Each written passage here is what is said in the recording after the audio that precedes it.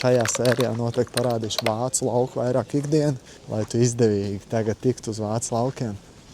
Tev ir jātiek līdz Viļņai.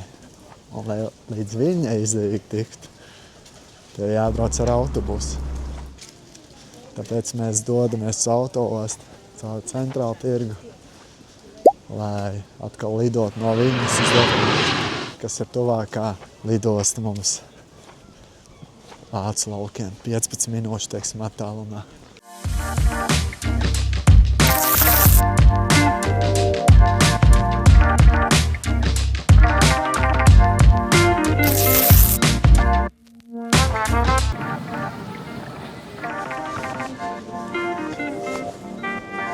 Jā, viņas lidosta ir tiešām cool.